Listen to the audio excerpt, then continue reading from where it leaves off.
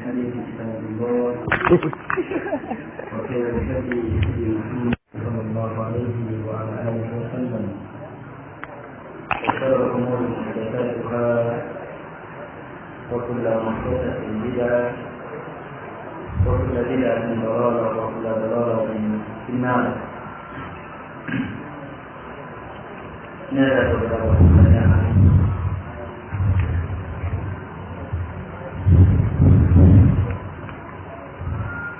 Syiar mengeluhkan perilaku pribadi si B kepada si C. Jadi ada A, B, C. A mengeluhkan pribadi si B kepada si C dengan maksud agar mau menasihati si B.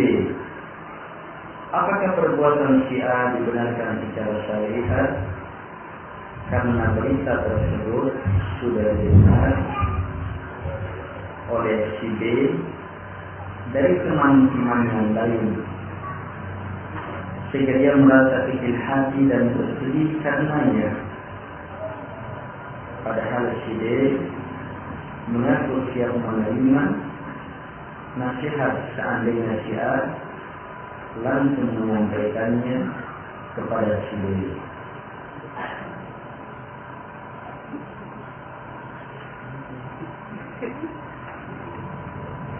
Paham?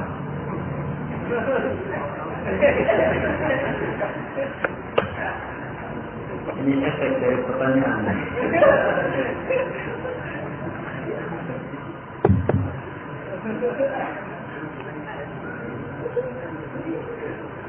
Jadi si A melihat perilaku si B itu kurang baik. Dia ingin supaya si B ternasihati dengan cara dia lapor kepada si C. Tetapi bocor bahwa ternyata si A melapor kepada si C. Didengar oleh si B, dia tidak enak. Kenapa kamu lapor-lapor? Padahal ternyata si B itu siap menerima nasihat si A kalau si A yang langsung menyampaikannya. Sebenarnya bukan masalah sudah.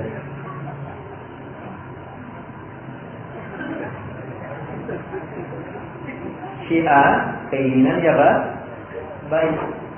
Selesai. Terus si B mengaku bersalah sudah kan? Selesai. Apalagi yang disusahkan. Kalau sudah terlanjur dilapor, ya dimaafkan masih C sebab keinginannya untuk kebaikan kamu wahai si B. Dan kalau memang si B jujur mau menerima nasihat, cukup dia dengar si A menginginkan baiknya, itu sudah bisa memberi nasihat. Dalam hal seperti ini, jangan terlalu mudah tersinggunglah.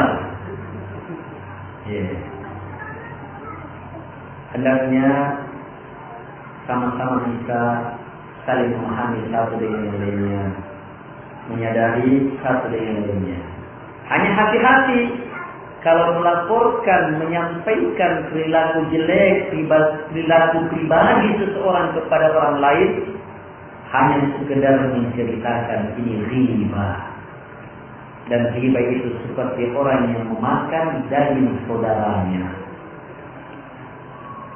Tapi kalau dilaporkan dengan maksud supaya ternasihati itu bukan riba. Tapi ketentuannya tempat melapor memang bisa menasihati. Kalau tidak bisa, berarti hanya sekedar riba. Bagaimana kriteria orang yang boleh dijadikan tempat curhat untuk mengeluhkan perilaku orang lain yang dia tidak menyukainya? Yang pertama,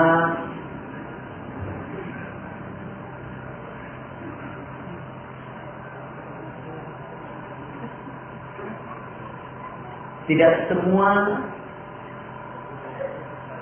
curhat itu dibolehkan. Ada sesuatu yang kita ketahui terhadap saudara kita, itu tidak semuanya disampaikan kepada orang lain. Sebab ada orang yang bersalah, itu dia lakukan kesalahannya sendiri-sendiri, sembunyi-sembunyi. Begitu ketahuan, dia tahu diri, sembunyi-sembunyi. Kita beberkan sama orang lain, apapun maksudnya salah kalau begitu. Sebab sebenarnya orang sudah merasa, tinggal kita tunggu waktu saja, gimana dia bisa memperbaiki dirinya. Sebab dosa, kullu ummati mu'afan, kata Nabi. Semua umatku itu dimaafkan, illal mujaharin, kecuali orang yang terang-terangan melakukan dosa. Kalau ada saudara kita melakukan dosa sembunyi-sembunyi, sebenarnya malu-malu dilihat, tapi kita akhirnya disebar. Iya. Nanti akhirnya takalan siarni. Dia main. Kita justru yang mendorong dia terang-terangan melakukan dosa.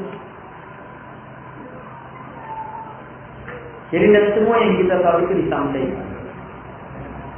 Bahkan Nabi mengatakan kata bil mar'i kadhiba. Cukuplah seseorang itu pendusta. Kalau semua yang dia dengar dia sampaikan. Makanya di antara penduduk surga yang Nabi jamin. Nabi jamin. Siapa yang mampu menjaga ini, Nabi jamin masuk surga. Jaga lisannya dan jaga kehormatannya. Kalau mampu dijaga, Nabi jamin masuk surga. Jadi tidak semua keinginan baik itu benar tindakannya. Sekarang kalau memang sudah harus menyampaikan sesuatu, curhat, masalah pribadi kita misalnya, masalah pribadi kita tidak harus. Saya Ustaz pernah melakukan begini. Sudah tobat ini. Hanya dia mau tahu bagaimana cara tobatnya. Saya Ustaz pernah melakukan begini. Saya sudah menyesal bagaimana cara. Tidak harus. Bilang ada orang begini. Bagaimana caranya? Bilang ada orang begini. Itu lebih mengantar kepada pengampunan. Jelasnya? Kemudian orang tempat kita menyampaikan sesuatu, itu hendaknya satu orang yang berilmu, yang memang ilmunya kita tahu menguasai pembahasan itu. Yang kedua, kita tahu orang itu memang penuh nasihat. Dia menginginkan kebaikan dalam nasihatnya. Kita tahu ketiga orang itu tidak tergesa-gesa dalam memberi hukum.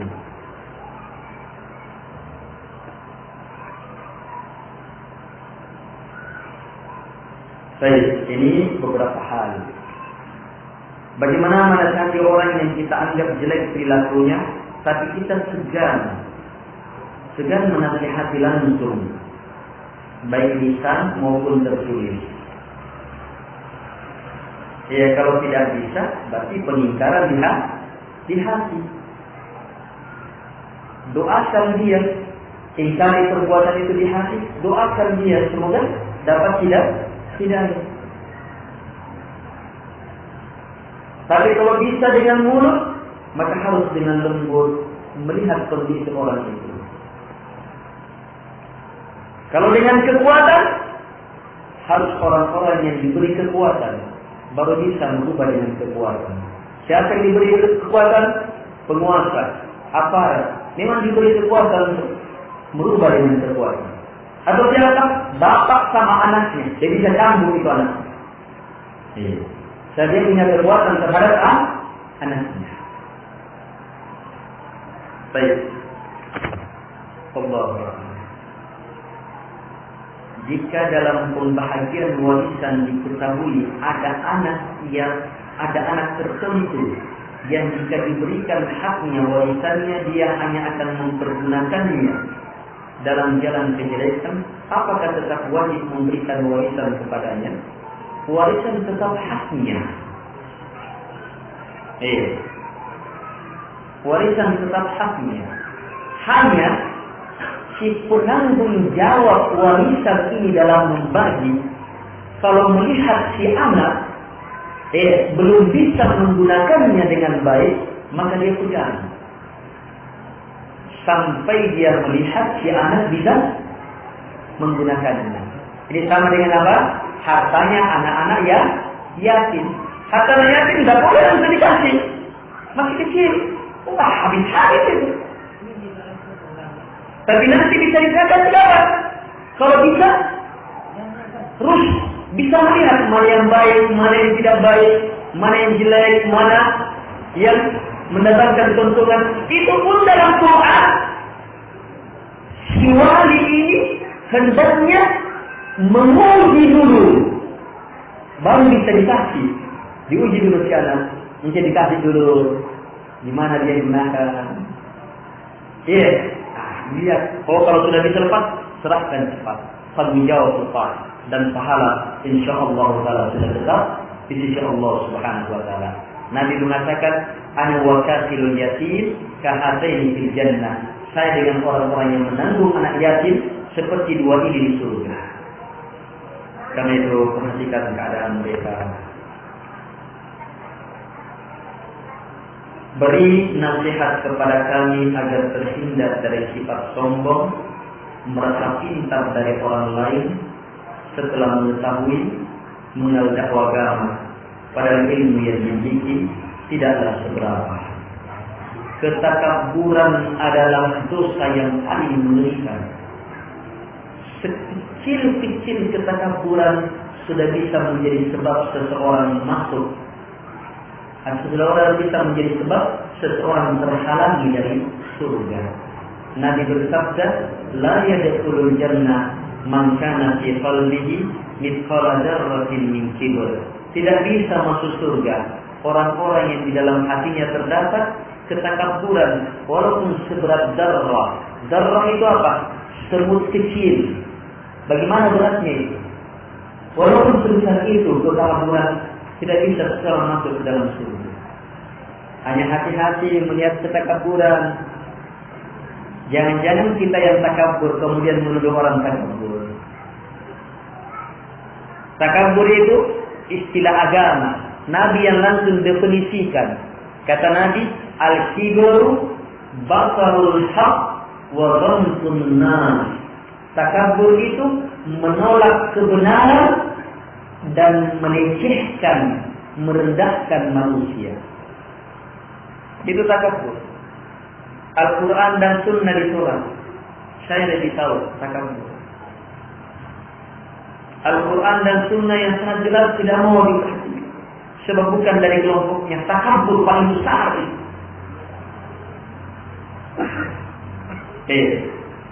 Yang kedua, ghamtun nas, merendahkan manusia. Saya lebih baik daripada kamu. Apa tolong kamu? Ketakaburan jamaah. Ingat, boleh jadi orang yang kita rendahkan itu ternyata orang yang termulia di sisi Allah Subhanahu wa taala. Lagi pula wali-wali Allah Subhanahu wa taala dan orang yang tertinggi itu di antara sifatnya apa? Tawadhu, merendah. Mau selamat dari ketakaburan, miliki ketawaduan, rendah diri. Karena itu perlu pengenalan terhadap diri. Kita perlu tahu diri kita. Siapa yang mengenal dirinya tidak akan takabur. Siapa yang betul-betul tahu dirinya tidak akan ada takabur. Apalagi kalau ilmu ini menyatu dengan siapa yang tahu Tuhannya, tidak akan takabur. Ma'rifatullah dan ma'rifatun nas, kalau ini menyatu, maka selamat dari takabur dan diisi dengan tawadhu sempurna di hadapan Allah Subhanahu wa taala. Apa ilmu tentang diri? Tahu-tahulah diri. Kita semuanya dicipta dari tanah. Kemudian proses selanjutnya kita tercipta dari mimma'in mahin, dari air yang rendah, air mani. Kalau kena pakaian kita merasa jijik. Dari situ kita dicipta. Apa yang kita membanggakan diri kita? Apanya?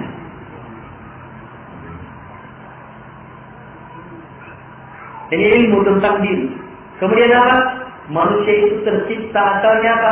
Tidak punya apa-apa. Semuanya Allah yang beri. Kemudian kamu membanggakan dia. Allah yang kamu banggakan, bukan dirimu. Sebab bukan dari kamu itu. Kemudian kita harus tahu diri bahwa manusia asalnya adalah zaluman jahula, zalim, tidak tahu berbuat, jahil, bodoh akan perkara. Ini asal manusia. Siapa yang tahu dirinya itu, maka apa? Dia pasti melihat ilmu selanjutnya bahwa apa? Semua kesalahan yang menimpa, bencana yang menimpa, pasti karena cacat pada dirinya. Jangan salahkan orang lain kalau ada apa-apa. Diri kita dulu. Permasalahan apapun, diri kita dulu yang kita lihat. Pasti ada cacat pada diri kita. Mau lebih hebat lagi, menghancurkan ketakaburan. Habis beribadah besar, ibadah benar, di atas sunnah, bagus sekali itu ibadah. Satu orang bisa takabur. Bisa takabur di situ. Padahal ibadah besar ini. Sangat pantas kan kita bangga dari sisi nikmat dari Allah. Bagus kalau nikmat itu. Tapi ada takabur. Membanggakan diri. Tidak sadar bahwa itu adalah kebaikan dari Allah Subhanahu wa Ta'ala. Orang bisa takabur di situ. Bagaimana caranya supaya hindar dari ketakaburan semacam ini? Caranya adalah kita harus ketahui bahwa sehebat apapun ibadah kita itu belumlah cukup sesuai dengan kebesaran dan keagungan Allah. Karena itu apa yang kita mau banggakan? Nabi pernah bilang, la uhsi sana'an 'alaik anta kama asnaita 'ala nafsi. Nabi sendirian yang bilang, Nabi yang bilang, ya Allah, saya tidak bisa batasi pujian pembesaran kepadamu. Itu kata Nabi, saya tidak bisa. Padahal siapa yang kalahkan Nabi dalam memuji Allah? Siapa yang mengalahkan ilmunya Nabi dalam membesarkan Allah? Itu pun Nabi bilang, saya tidak bisa. Terus siapa yang bisa? Anta kama asnaita 'ala nafsi. Engkau ya Allah, sebagaimana yang engkau pujikan terhadap dirimu. Kalau begitu, bagaimanapun hebatnya kita beribadah kepada Allah, itu jamaah harus kita yakini belum sesuai dengan kebesaran dan keagungannya. Hanya Allah Maha Baik. Dari sisi diterima tidaknya, sudah diterima. Dapat pahala tidaknya, dapat pahala. Tapi jangan pernah menganggap sesuai dengan kebesaran dan keagungannya. Belum jamaah. Kalau begitu, sehebat apapun ibadah kita, astagfirullah, masih kurang. Kejar lagi selanjutnya. Kejar lagi selanjutnya. Ingat, takabur itu adalah sifat yang dengannya nasihat apapun tidak akan diterima. Itu sifat takabur. Takabur adalah sifat yang begitu orang terjatuh ke dalam kesalahan, dia akan susul dengan kesalahan selanjutnya. Itu sifat-sifat takabur. Takabur itu bergandengan dengan hasad, dengki terhadap nikmat yang Allah beri kepada orang. Baik. Berbanyak doa kepada Allah yang memegang hati kita, yang muqallibal qulub, tsabbit qulubana ala dini. Wahai membolak-balikkan hati, kokohkan hatiku di atas agama. Bagaimana hukumnya orang yang mengatakan bahwa sunnah Rasulullah SAW tidak sesuai dengan zaman, yang menganggap bahwa sunnah Nabi, Al-Quran dan sunnah, aturan Nabi tidak sesuai dengan zaman, ini hukumnya kafir. Tetapi jangan setiap ada orang bicara seperti itu kita bilang kafir. Jadi perbuatan yang menganggap ajaran Islam tidak sesuai dengan zaman, ini kafir. Tapi orangnya belum tentu kafir ya. Jelas ya? Sebab apa?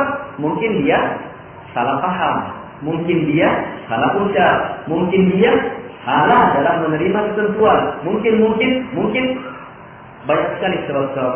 Harus diperjelas dulu kalau mau mengkafirkan orang per orang, dan itu jamaah tidak kembali kepada kita. Kecuali kalau yang jelas kafir gampang sekali. Kalau itu si Dorce misalnya, ada Dorce orang kafir misalnya, itu kafir itu.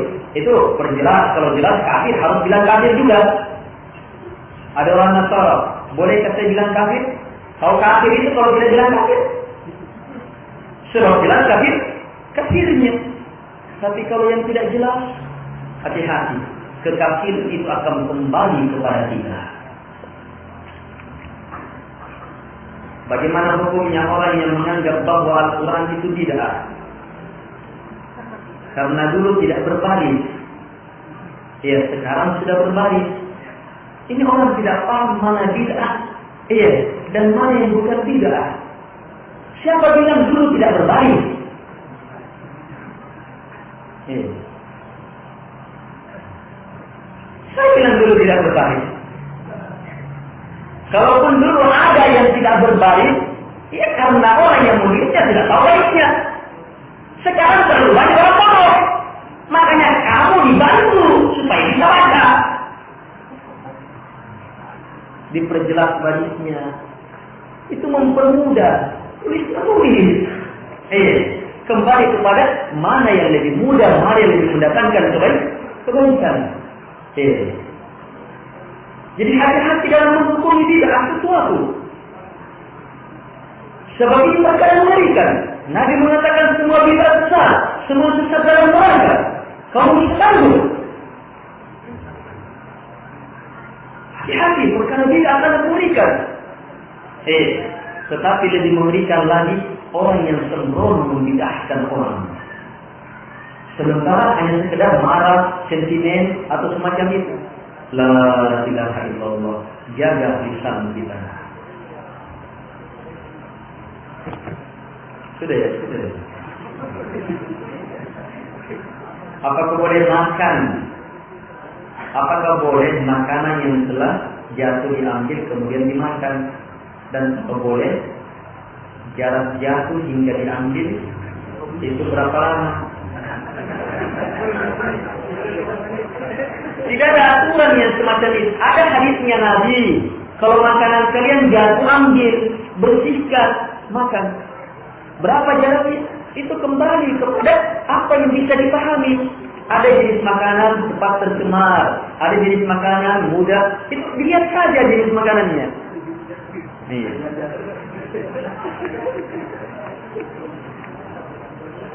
Iya, kalau durian jatuh.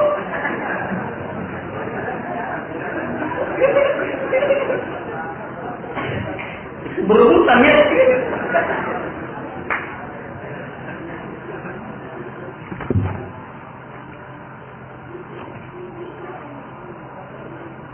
Bagaimana hukumnya menyakiti anak kecil berupa cubitan, pukulan karena terlalu nakal?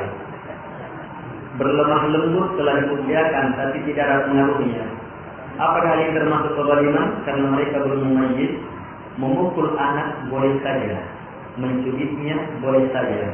Yang penting dengan maksud mendidik dan memang pelanggarannya sudah jelas pelanggaran. Tapi ingat, sebelum memukul sadari dulu pelanggaran anak tidak lepas dari kesalahan orang tuanya.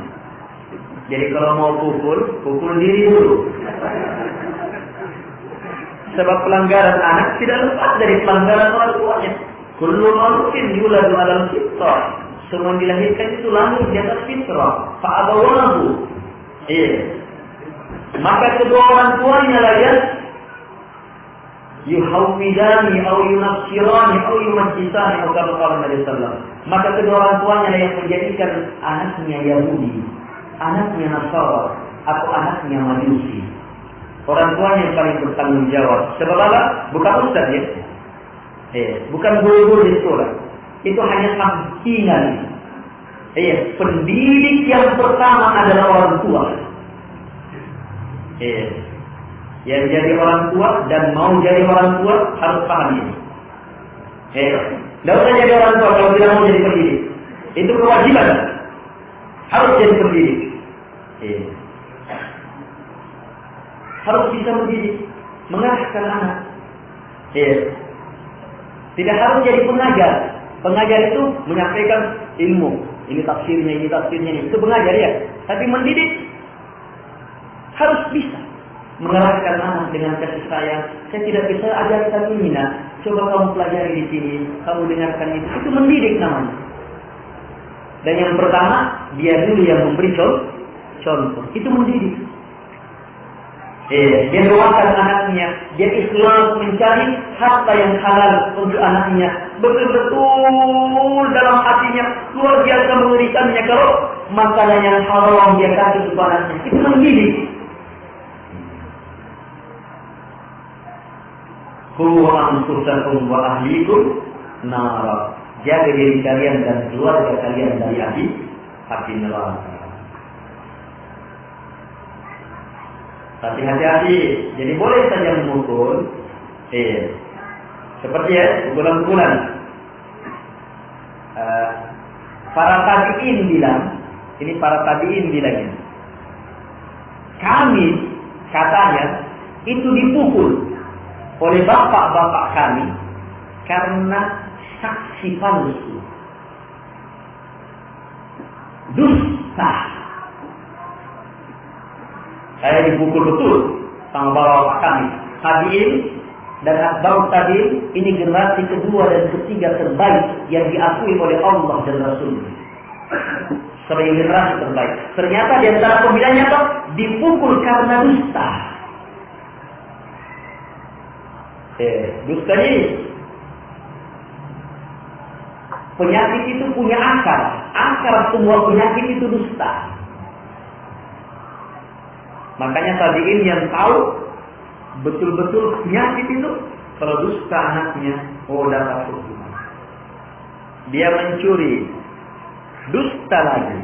Mencurinya mungkin dipukul tangannya 3 kali, tapi dustanya dikasih 5 kali. Hukuman dustanya kasih 5 kali atau 10 kali. Supaya dia paham dusta itu lebih mengerikan hukumannya.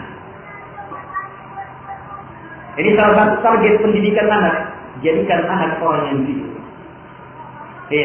Akhlak yang lainnya itu akan ikut.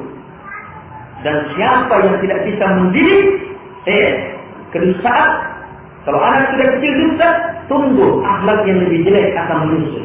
Sebab akarnya sudah ada. Ini dalam melihat.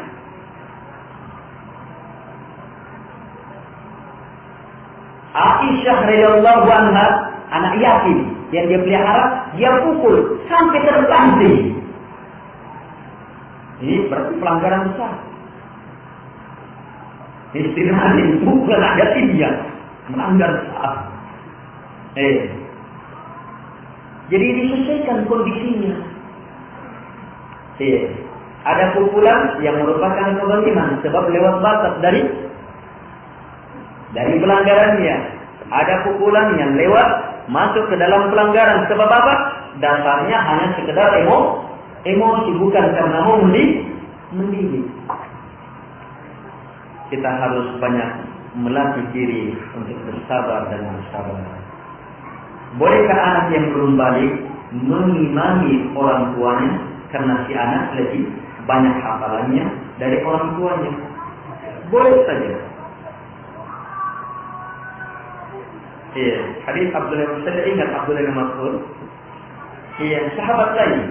Ada beberapa sahabat yang mengimami. Ini boleh ya? Yang jelas, bacaannya jelas.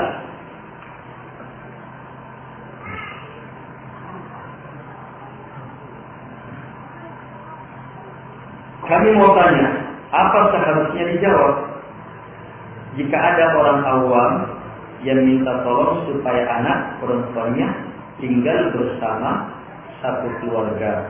Kebetulan sekolahnya dekat dengan seorang yang dimintai, sementara tidak ada hubungan kekeluargaan.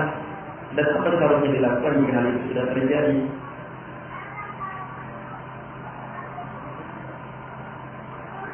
Kalau ingin membantu orang, yang pertama kalau anak dititip, dititipnya itu harus di tempat yang, kalau anak kita ya, di tempat yang harus ada mahramnya. Tapi kalau masih dalam kota itu, bukan jarak musafir, maka tidak apa-apa dititip di tempat yang aman dari fitnah. Yang bisa memudahkan dia untuk belajar, aman dari fitnah. Itu pun tempat belajarnya, tempat belajar yang aman dari fitnah. Kita ingin membantu orang, jangan menjerumuskan diri dalam bencana. Kalau misalnya kita ingin bantu betul, orang yang perlu dibantu betul, maka harus lihat kondisi ini. Apakah aman dari fitnah? Kita aman darinya? Aman dari anak-anak kita? Kalau tidak, jangan. Kasih uang. Kan saya bantu dengan uang. Tapi saya tidak bisa nih. Banyak fitnahnya. Bang, ini saya kasih uang. Ongkos ini. PT-PT-nya apa? Tinggal di rumah saya udah.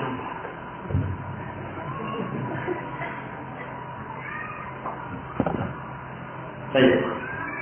Jadi terus terang, yang seperti itu banyak masalah tetap jadi masalah. Kenapa? Kita tidak mau terus terang.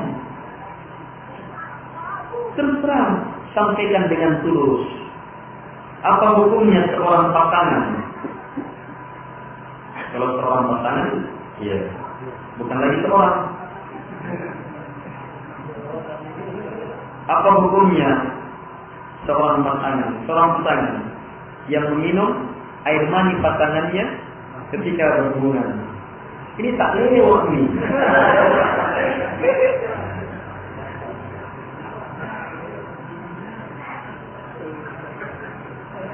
Air mani bukan najis, benar. Tetapi sesuatu yang mahir, rendah, maka diminum.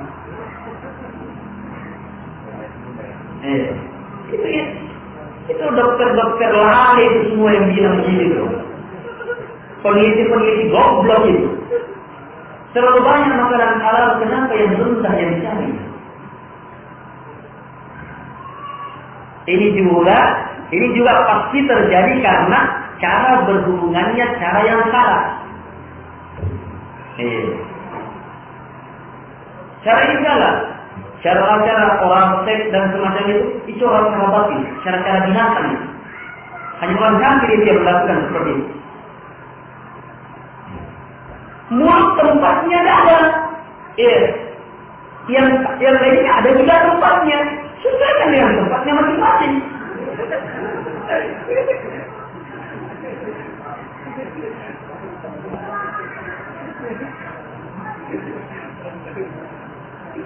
Apa hukumnya seorang suka nonton film porno? Ini haram.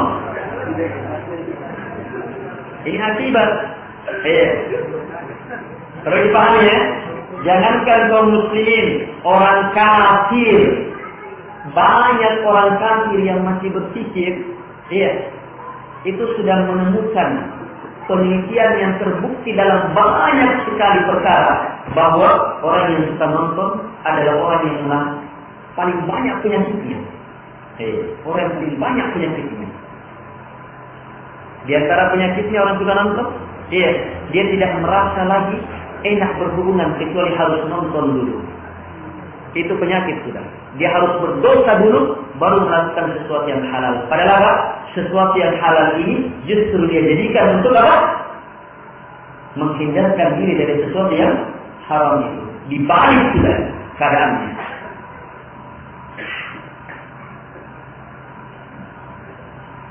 Bagaimana cara berzikir yang sesuai dengan Al-Quran dan Sunnah ketika setelah sholat subuh dan maghrib? Apakah mesti dikeraskan alias berjamaah? Beda dikeraskan, beda berjamaah. Kalau berjamaah tidak ada dalilnya. Berjamaah artinya dipimpin. Imam baca, makmum baca. Itu tidak ada dalilnya. Tapi dikeraskan ada dalilnya. Bukan hanya sholat maghrib dan subuh. Sehabis sholat ada dalilnya. Hanya para ulama berselisih dalam prakteknya. Ada yang mengatakan Nabi keraskan itu kadang. Makanya tidak semua orang dengar. Sekali-sekali saja Nabi keraskan karena mengajarkan supaya didengar. Sebagian ulama mengatakan tidak. Itu dikeraskan memang. Akhirnya setiap sholat mereka keraskan, tetapi tidak berjamaah. Dan yang melihat tidak dikeraskan, sebab menganggap itu hanya Nabi melakukan sekali-sekali untuk pengajaran. Kalau orang sudah tahu, tidak perlu dikeraskan. Dan ini lebih kuat. Yang lebih kuat, jangan keraskan. Kalau memang orang sudah tahu. Beda kalau antum mau mengajar orang. Langsung. Subhanallah, alhamdulillah, Baca subhanallah, subhanallah 53 kali sebutkan. Supaya orang tahu, oh ini dibaca. Baca ayat kursi, oh ini dibaca. Dan mengajarnya Nabi tidak baca semuanya, itu waktu dijelaskan. Hadis-hadis yang datang, ada sahabat yang mendengar Nabi ketika selesai sholat bertakbir beberapa kali. Ada sahabat yang mendengar Nabi baca ini. Tidak semuanya Nabi langsung terapkan semuanya. Sebab orang sudah ditawar. Jelas ya? Dan yang kuat adalah itu baiknya dan dikeraskan ketika orang sudah paham. Dan juga pada saat kita keraskan itu mengganggu orang yang masih sholat. Padahal Nabi mengatakan jangan di antara kalian saling mengganggu dengan bacaan Al-Quran. Ini bacaan Al-Quran ini. Sama-sama membaca Al-Quran tidak boleh saling mengganggu. Apalagi ada orang sementara sholat, kita berzikir keras-keras mengganggu. Baik. Anak pernah menemukan uang di jalan, kemudian anak belikan buku yang bermanfaat. Ilmu buku itu berkah tidak untuk anak. Berarti dibelikan buku dia digunakan.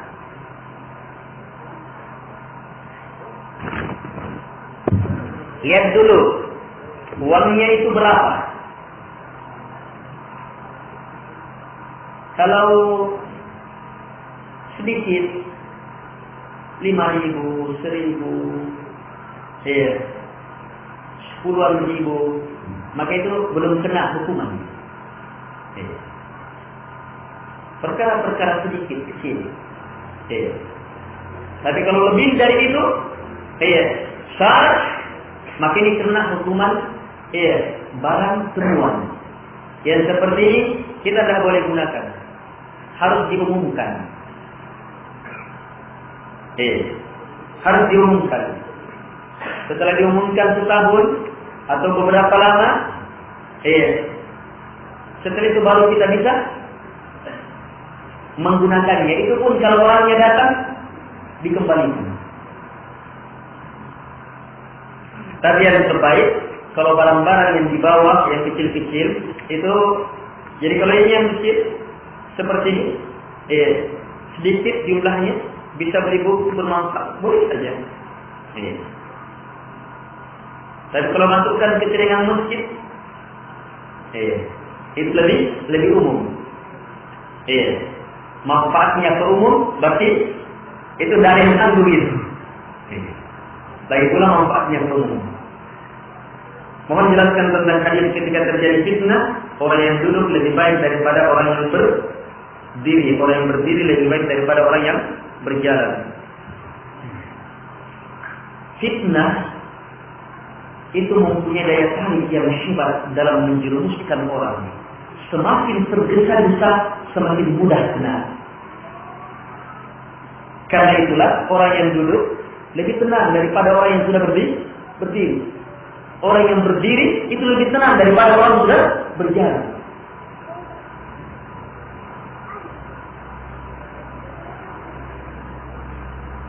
Di saat terjadi fitnah, cobaan, bencana, jangan tergesa-gesa. Langsung mau mengambil sikap, langsung membuat statement, langsung tenang. Banyak mendekatkan diri kepada Allah Subhanahu wa taala, kembalikan kepada diri. Melihat sebab-sebab, ketika tidak tahu bertanya kepada orang yang berilmu, melihat kondisi dan seterusnya.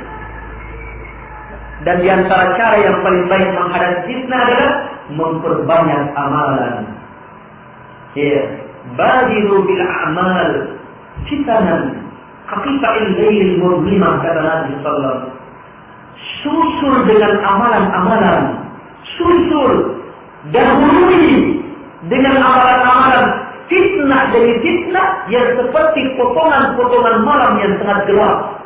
Siapa yang bisa menghadapi? Siapa yang bisa melihat di tengah kegelapan malam? Tidak ada cahaya. Siapa yang bisa melihat? Ngeri keadaan fitnah itu. Fitnah yang bisa membuat orang paginya beriman, sorenya sudah kafir. Sorenya beriman, paginya sudah kafir. Ada fitnah yang seperti itu. Kata Nabi SAW, susul dia dengan amalan-amalan, perbanyak amalan, jangan perbanyak komentar. Perbanyak amalan.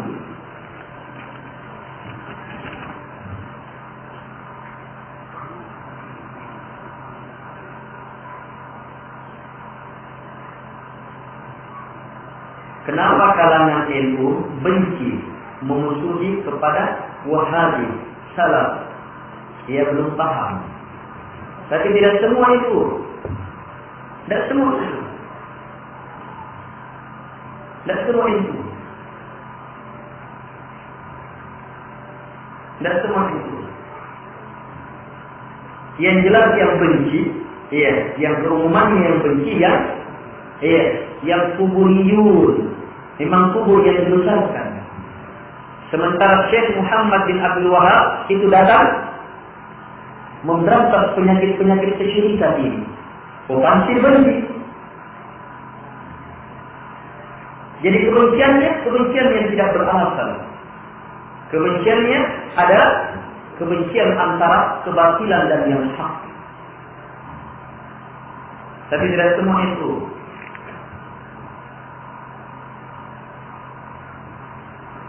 Surah Yunus tentang hisab selalu jelaskan maknanya. Perhitungan bulan. Itu disuruh kita menghitung bulan supaya tahu hari, tahu bilangan. Ilmu mengetahui hari kita tahu luar biasa besar dan manfaatnya. Hari ini kita lakukan ini, hari ini selanjutnya. Kita disuruh menghitung hari. Itu ada di zamannya Nabi. Sudah ada penghitungan hari. Tapi tidak digunakan untuk menentukan masuknya Ramadan. Nabi tuntut untuk dengan melihatnya. Bagaimana sikap Islam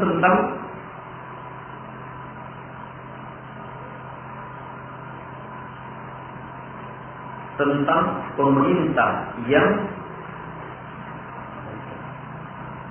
apa? Otoriter kepada negara kafir. Penjelasan. Saya kurang paham bahasa otoriter ini. Ras terhadap orang kafir. Bagus. Kalau ada pemerintah yang keras terhadap orang kafir, itu pemerintah yang baik. Oh gitu. Orientasi. Menyetujui kerjasama. Kalau ada pemerintah yang menyetujui kekafiran, maka ini terancam di atas kekafiran. Tapi ingat, tidak semua kerjasama dengan orang kafir itu kekafiran. Tidak semua kerjasama. Nabi Muhammad SAW kerjasama dengan orang Yahudi di Perang Madinah. Ini terjadi. Muamalah apa semuanya? Tidak semuanya. Bahkan Nabi, Nabi mengatakan, la yadkhulul jannah man qatala mu'ahadan lam yarih raihatal jannah. Siapa yang membunuh mu'ahad, maka dia tidak akan pernah mencium baunya surga. Mu'ahad itu apa? Orang kafir. Dengan 3 jenis. 1, orang kafir zimmi. Apa orang kafir zimmi itu? Orang kafir di negeri Islam yang tunduk, membayar pajak, membayar upeti, dia, kampanye dia, tidak boleh. Membunuhnya, kata Nabi, tidak akan mencium baunya surga. Mu'ahad yang kedua, musta'man, orang kafir yang masuk ke negeri Islam karena jaminan keamanan. Dikasih jaminan keamanan, turis dan semacam itu, haram dulu. Yang ketiga, mu'ahad, orang kafir yang punya perjanjian dengan kita. Negeri kita dengan negeri Amerika misalnya punya perjanjian, tidak boleh saling menyerang, tidak boleh saling ini, tidak boleh. Ini harus dijaga. Kaum muslimin adalah orang-orang yang terkenal dengan sifat memenuhi janji. Memenuhi janji. Tetapi kalau kerjasama dengan mereka dalam perkara-perkara yang haram, apalagi perkara kekafiran, maka hukumnya sesuai dengan kadar keharaman dan kekafiran yang dia terlibat di dalamnya. Baik. Ketika ada bisikan untuk mengajak mengkafiri Allah, kapankah kita dibilang kufur? Ketika ada bisikan, ya kau saja membisik. Bisikan saja. Yang penting jangan kita ikuti. Baca cepat. A'udzu billahi minasyaitonir rajim. Tiup ke kanan, ke kiri. Tiga kali. Iya, lari bisikan. Apakah dalam sholat juga demikian? Langsung kembali, saya beriman kepada Allah dan Rasulnya. Ingat, tidak ada seorang pun dari kita kecuali apa? Akan dibisik. Syaitan tidak akan biarkan kita. Sebagaimanapun hebatnya orang, jangankan kita, Nabi Muhammad saja SAW masih tidak sadar. Tidak ada yang bisa selamat. Terus yang ada adalah perjuangan dan terus berjuang menghadapi syaitan, jin dan manusia. Sampai kapan? Sampai malakul maut datang menjemput kita. Dan disinilah ini kesempatan mengumpul pahala. Terakhir, tolong dijelaskan sedikit yang berkaitan arah kiblat, khususnya di Indonesia, dengan adanya pendapat bahwa arah kiblat di Indonesia tidak tepat atau kurang tepat akibat adanya pergeseran lempeng.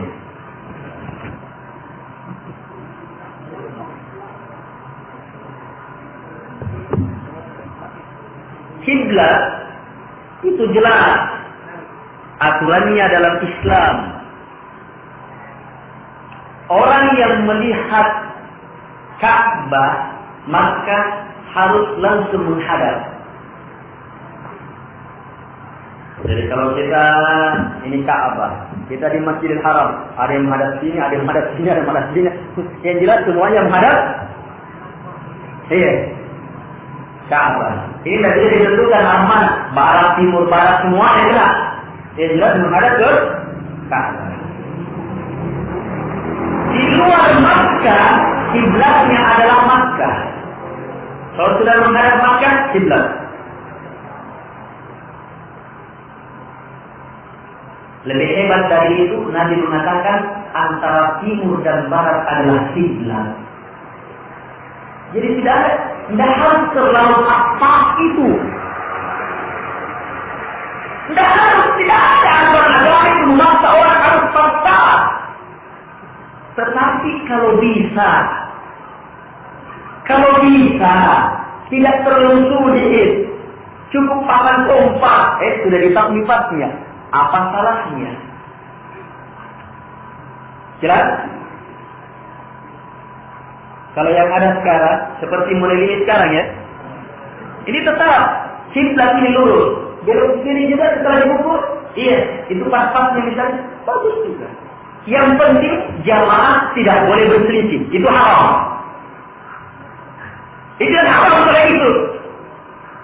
Iya, ada yang menghadap ke sini, ada yang menghadap ke sana, satunya ikut, sama itu satunya.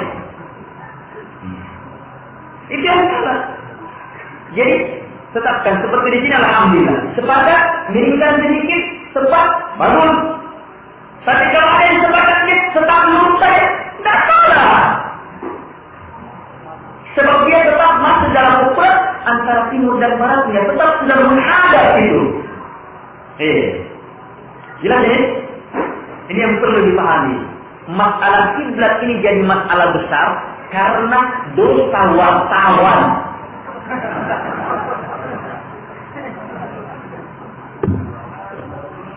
Dosa wartawan, dia yang mengangkat. Semua orang dikasih berkomentar. Akhirnya ribut orang di masjid. Padahal bergeser tidak bergeser tetap kiblat sebenarnya. Hanya begitu masuk TV. Wartawan kasih komentar, semua orang berkomentar. Akhirnya la ilaha illallah. Dan banyak-banyak jamaah, banyak-banyak goncangan di masyarakat itu karena ini tuh dilihat di TV. Ya, sementara masyarakat kita, ya ahli fatwa semuanya. ahli fatwa. Jangankan orang yang belajar, tukang beca tadi itu panglatnya komentar.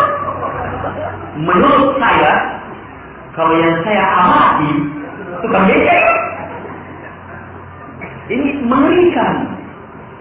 Perkara yang seperti ini dalam Islam tidak boleh ada yang berbicara kecuali orang yang punya ilmu dan punya kekuatan untuk meluruskan perkara. Salah satu cukup jemaah, pelajaran Quran yang mohon dimaafkan. Semua yang benar dari Quran dan Sunnah hanya datang dari Allah. Kita ambil kami itu datang dari yang kita sembah, datang dari Nabi kita. Dan apapun yang datang dari saya kurang benar, tidak tepat, pribadi saya kesalahan datang dari syaitan, saya minta maaf. Iya, semoga Allah Subhanahu wa taala memaafkan kita dan menuntun kita kepada jalannya. Subhanallah walhamdulillah. Asyhadu an la ilaha illa anta astaghfiruka wa atubu ilaik. Sallallahu alaihi wa sallam wa akhiru da'wana alhamdulillahi rabbil alamin. Wassalamu alaikum warahmatullahi wabarakatuh.